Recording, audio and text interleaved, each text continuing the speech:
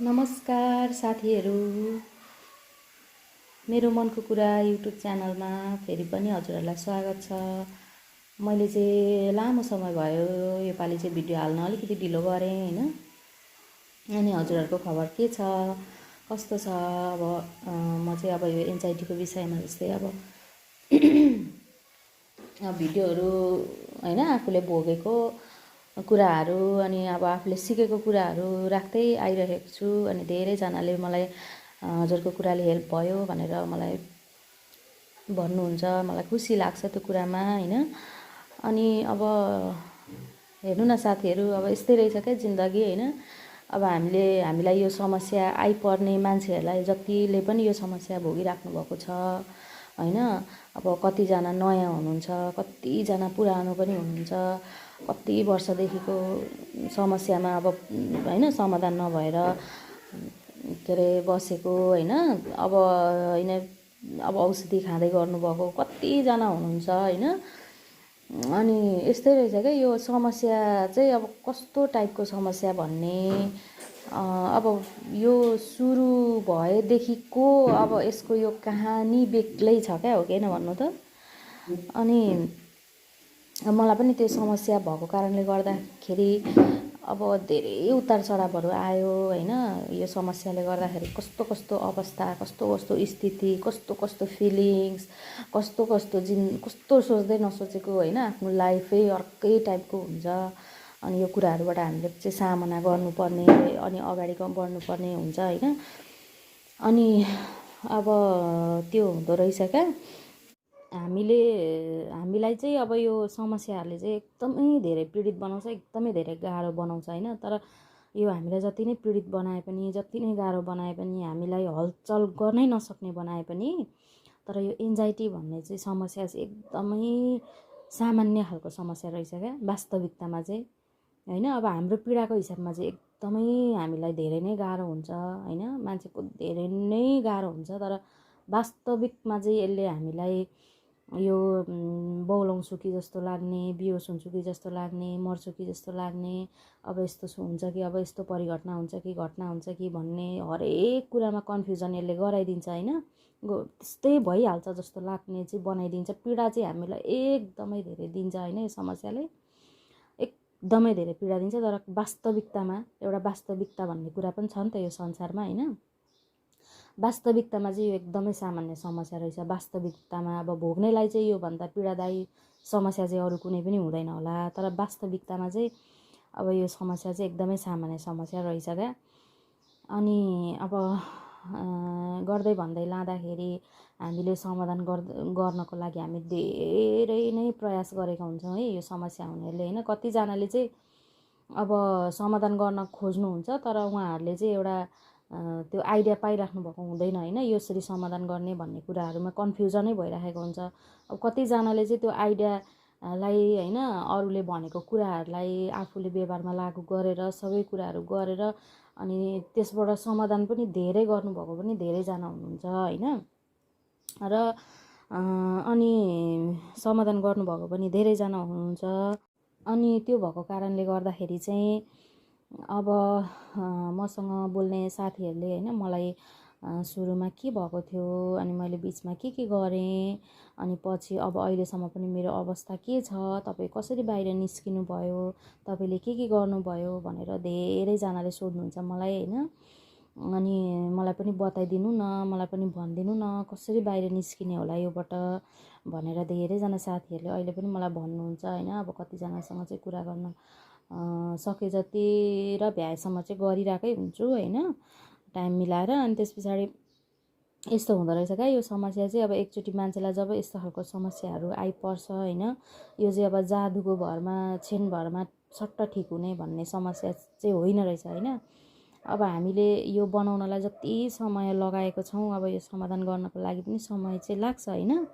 तर हामीले आफूमा हरेक कुराहरूमा काम गर्ने, आफूमा काम गरेर हरेक सोचहरूलाई व्यवस्थापन गरेर हरेक कुरालाई मिलाउन सक्यौँ जान्यौँ भने चाहिँ यो चाहिँ बिस्तारै बिस्तारै बिस्तारै बिस्तारै कम हुँदै जाँदो रहेछ क्या। त्यस्तो रहेछ क्या यो समस्या।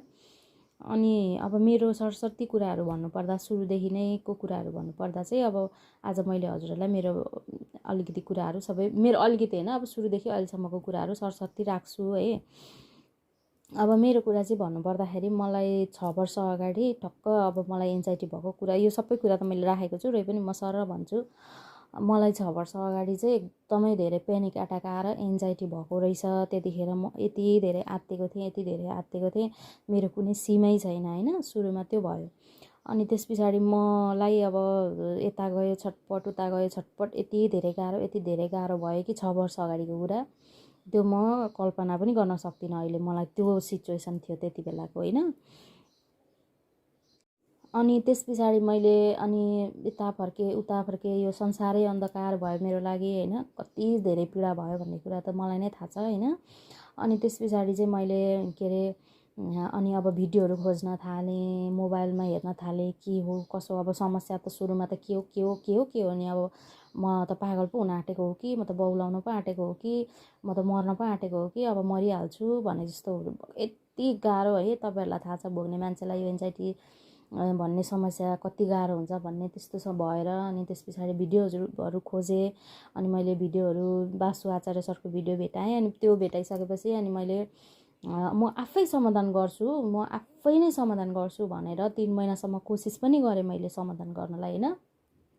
अनि त्यस पछाडि मैले सक्दै नसकेपछि चाहिँ 3 महिनासम्म कोसिस गरेर सक्दै नसकेपछि अब म यति धेरै पीडा सहेर चाहिँ म बाँच्न सक्दिनँ भनेर त्यस पछाडि मेरो हस्बेन्डलाई लिएर म हस्पिटल गएँ। अनि हस्पिटल गएर मैले साइकेट्रिकसँग गएर भेटेर मेरो कुराहरू सबै राखेर होइन।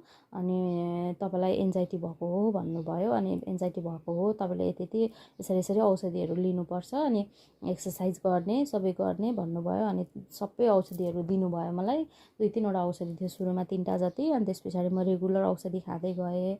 अनि मैले यो बासु आचार्य सरले सिकाउनु भएको टेक्निकहरू पनि आफूमा लागू गर्दै गएँ। सबै कुराहरू गर्दै गएँ होइन।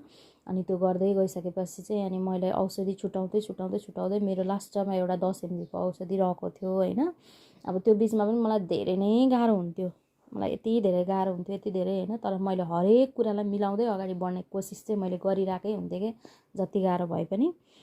के अरे मेरो वास्तविक कुराहरू होइन हजुरहरूलाई सरसर्ती भनिदिउँ भनेर नि आज चाहिँ। अनि त्यहाँबाट मिलाउँदै गइराखेको हुन्थेँ। अनि लास्टमा मेरो त्यो 10 mgको औषधि चाहिँ मैले 2-2.5 वर्षसम्म खाएर अनि त्यो औषधि खाएपछि लास्टको औषधि खाँदै गर्दाखेरि मैले बिचमा अनि मलाई अब के भएको छ र मलाई सबै ठिक भइसक्यो के अरे अब म खाँदिनँ यो यस्तो राम्रो पनि होइन खानु भनेर मैले आफै छोडेँ क्या।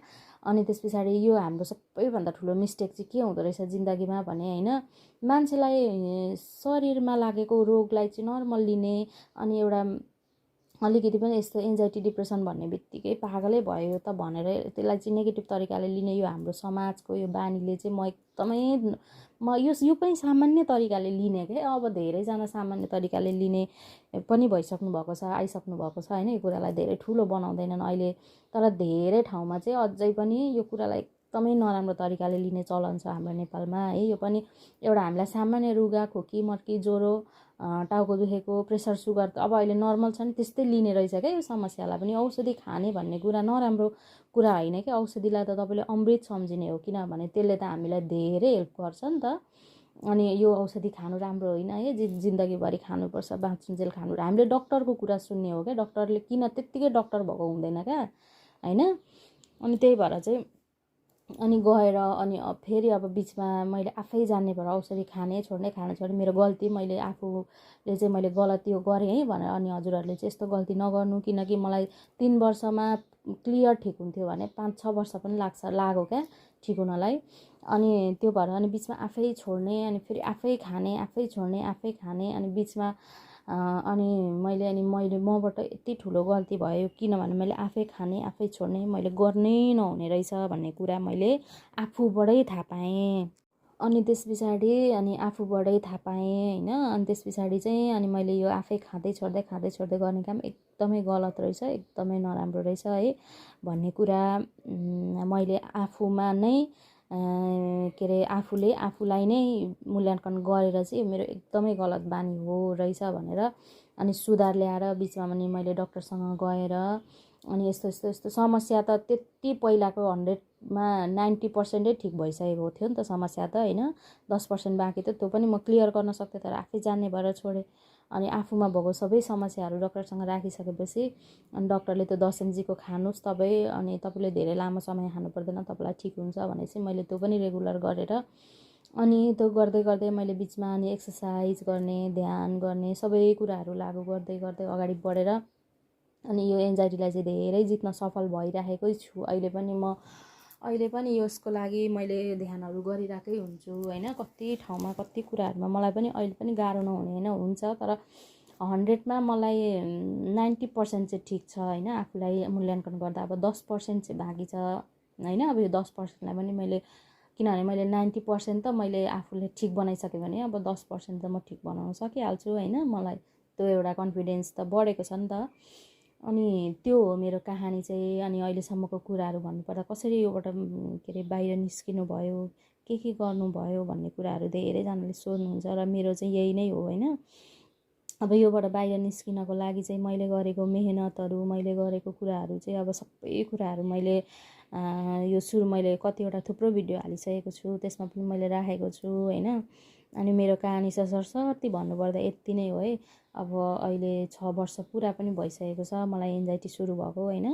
त्यतिखेरको समयमा त मलाई यति गाह्रो थियो कि त्यो कुनै भन्ने शब्द छैन, तर म अहिले 90% चाहिँ ठिक छु, 10% ममा बाँकी छ अझै पनि। अनि त्यसको लागि चाहिँ अब मैले मेहनत अहिले अझै पनि गरिरहेकै छु। कति ठाउँमा कति कुराहरूमा अब सट्टै एकैछिनमा ठिक हुने समस्या होइन यो भनेको, किनभने हामीले धेरै लामो समयदेखिको के अरे सोचेर चिन्ता लिएर पीडा लिएर भएको समस्या त एकैचोटि फुत्तै जाती हुने त हुँदैन नि त। जति लामो समय लागेको छ समस्या उब्जनी हुनलाई त्यति नै समय चाहिँ लाग्छ समाधान हुनलाई, तर समाधान नहुने चाहिँ होइन, एकदमै समाधान हुन्छ है। मान्छेको जिन्दगीमा कसलाई कति बेला के हुन्छ भन्ने कुरा कसैलाई पनि थाहा हुँदैन। त्यही भएर हामी धैर्य गर्न चाहिँ सक्नुपर्छ होइन। अनि धैर्य गरेर अगाडि बढ्न सक्नुपर्छ। आफ्नो लागि के सही हो त, मैले भनेको कुरा सही हो कि आफूभन्दा जान्ने मान्छे बुझ्ने मान्छेले गरेको कुरा सही हो कि मैले आफ्नो मनगढन्ती हिसाबले सोचेको कुरा सही हो त, त्यो मूल्याङ्कन गर्न पनि सक्नुपर्छ होइन। हामीले सोचेको कुरा हामीलाई सही जस्तो लाग्छ, तर त्यो सही नहुन पनि सक्छ क्या होइन। त्यो सही नहुन पनि सक्छ त्यो कुरा। त्यही भएर चाहिँ सही मूल्याङ्कन गरेर सही तरिकाले चाहिँ अगाडि बढ्यौँ भनेदेखि सबै समस्याहरूको समाधानहरू हुन्छ, नहुने होइन होइन।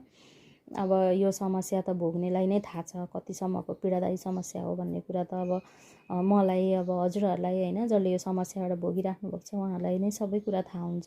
अब सुन्ने मान्छेहरूले अब आफ्नो उहाँहरू जसलाई समस्या छैन अनि उहाँहरूले देख्दा त अब हामी हाँसिराखेको, बोलिराखेको, हिँडिराखेको, खाइराखेको नर्मली देख्छन् होइन। उहाँहरूले अब नर्मली देख्नु पनि ठिकै हो। हिजोसम्म हामीले पनि त अरूलाई यस्तो छ भन्दा हामीलाई समस्या नहुँदा त हामीले पनि त बुझ्थेनौँ, अनि उहाँहरूले पनि त अब नबुझ्नु स्वाभाविकै हो होइन। त्यो कुरामा नि गुनासो मान्नु हुँदैन। अब ठिकै हो, जिन्दगी यस्तै हो। अब समस्या आउँछ होइन, समस्या आउँछ नआउने होइन, मान्छे हो, जन्मेपछि एउटा हामीलाई के अरे दुःख पीडा समस्या भन्ने कुरा भनेको अब हामी मान्छे हो, मान्छेलाई नै आउने हो, तर यसमा हामीले कसरी समाधान गर्ने, कसरी अगाडि बढ्ने भन्ने कुरा चाहिँ अब हाम्रै हातमा हुन्छ। अनि यो मैले चाहिँ एउटा अलिकति तपाईँहरूलाई मैले भोगेको मेरो औषधिको विषयको कुराहरू पनि हजुरहरूलाई राखेँ कि ताकि हजुरहरूलाई चाहिँ यो कुराले पनि होइन मैले यस्तो चाहिँ गर्नु नहुने रहेछ है भन्ने कुरा थाहा होस् भनेर। अनि त्यस पछाडि अब यो एन्जाइटीको लेभल पनि कसैलाई अलिकति कम हुन्छ, कसैलाई अलिकति बढी हुन्छ, यो पनि होइन। कसैलाई काउन्सिलिङले मात्रै पनि ठिक हुन्छ, अब कसैलाई औषधि सेवन गर्नुपर्ने हुन्छ, कसैलाई एउटा औषधि सेवन गर्नुपर्ने हुन्छ, कसैलाई 3टा 4टा पनि सेवन गर्नुपर्ने हुन्छ। अब डक्टरको फलोअपमा जाने, सबै कुरा रेगुलर डक्टरले भनेअनुसार गर्ने, अनि आफूलाई के गर्ने त भन्ने कुरा सबै कुरा आफ्नो लागि समय निकालेर हरेक कुराहरू गर्ने, सिक्ने, बुझ्ने अब धेरै कुराहरू आइसकेको छ होइन। हजुरहरूले भिडियो हेरेर युट्युबमा सबै कुरा गरेर अब सिक्न बुझ्न के गरेर अगाडि बढ्न सकिन्छ त्यो गर्न सक्नुहुन्छ होइन। अनि त्यो हजुरहरूलाई सबैलाई थाहा भएको कुरा हो, मैले भनिराख्नुभन्दा पनि मैले पनि भनेको छु आफूले जाने जति, र हजुरहरूलाई पनि थाहा भएकै कुरा हो। अनि यसरी नै हामी अगाडि बढेर चाहिँ समाधान गर्न सक्छौँ। अनि औषधिको विषयको कुरा गर्दा चाहिँ मेरो चाहिँ भोगाइ त्यस्तो छ होइन। अनि अब कसैलाई चाहिँ काउन्सिलिङले पनि ठिक हुन्छ होइन, कसैलाई अब औषधि नै चलाउनु पर्ने पनि हुन्छ, अब कसैलाई एउटा मात्र औषधि चलाउनु पर्ने पनि हुन्छ, अब त्यो आफ्नो अवस्था हेरेर हुन्छ है। अनि अब हाम्रो चाहिँ अलिकति यो आत्तिने क्षमता बढेको हो एन्जाइटी भन्ने बित्तिकै अनावश्यक कुरामा धेरै आत्तिने, त्यही त हो होइन, वाहियात कुरामा चिन्ता लाग्ने, डर लाग्ने, अनावश्यक कुरामा आत्तिने, डराउने, जबकि त्यो सत्य होइन। तर त्यही कुरामा चाहिँ आफूलाई पनि थाहा छ त्यो कुरा सत्य होइन, म व्यर्थको चिन्ता गरिरहेको छु भन्ने, तर पनि आफ्नो दिमागले चाहिँ त्यो त्यो चिन्ता नगर्नै सक्दैन कि, चिन्ता गर्नै पर्छ, तैँले चिन्तामै बस्नुपर्छ भने जस्तो बनाइदिने होइन, दिमागले पीडा धेरै हुन्छ। अनि यस्तै हो साथीहरू। अनि मेरो कुराहरू पनि आज मैले हजुरहरूलाई राखेँ है। अब यस्तै हो दुःख सुख जिन्दगी होइन।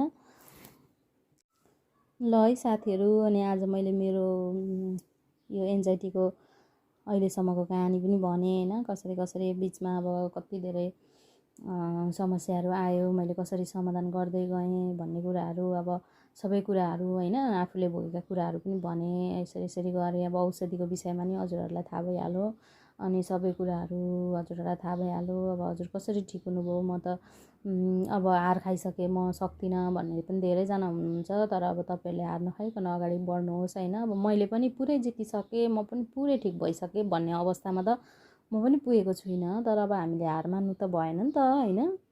जिन्दगी हो, समस्या आउँछ होइन, समस्या त हामी मान्छे हो, मान्छे भइसकेपछि समस्या आउँछ, तर त्यसमा हामीले कसरी चाहिँ अगाडि बढ्ने त भन्ने कुरा चाहिँ हामीले हेरेर बुझेर अरूसँग सल्लाह लिएर हुन्छ कि होइन, जे गरेर हुन्छ कि अगाडि त हामी बढ्नै पर्छ होइन। सङ्घर्ष त अब जन्मेपछि यो सङ्घर्ष गर्नलाई जन्मेको होइन, हामीले गर्नै पर्छ। अनि हार चाहिँ नखानु तपाईँहरू कहिले पनि होइन, यो समाधान हुन्छ, समाधान नहुने समस्या पटक्कै होइन। अब मलाई पनि अहिले पनि कति समयमा मलाई थाहा छ यो के हो, मलाई के भइरहेको हो, हर कुराहरू मलाई थाहा हुँदाहुँदै पनि अहिले पनि कति कुराहरूमा समस्या गाह्रो त हुन्छ, अहिले पनि हुन्छ होइन, कति गाह्रो पनि हुन्छ कहिलेकाहीँ, तर अब यो के हो त होइन भन्ने कुराहरू त बुझेको छ नि त सबै कुरा। अनि योलाई अब बिस्तारै बिस्तारै बिस्तारै बिस्तारै बिस्तारै मिल्दै मिल्दै मिल्दै जाने समस्या रहेछ, तर अब हामीले कसरी आफ्नो सोचहरू व्यवस्थापन गर्ने, कसरी मिलाउने, कसरी अगाडि बढ्ने भन्ने कुरा चाहिँ आफूले चाहिँ सोच्नुपर्ने रहेछ। अनि त्यही नै रहेछ है। अनि अब आज चाहिँ मैले यति नै कुराहरू राखेँ, हजुरहरूलाई के लाग्छ, कस्तो लाग्छ प्रतिक्रिया दिनुहोला। अनि मेरो च्यानललाई सब्सक्राइब पनि गरिदिनु होला, लाइक गरिदिनु होला।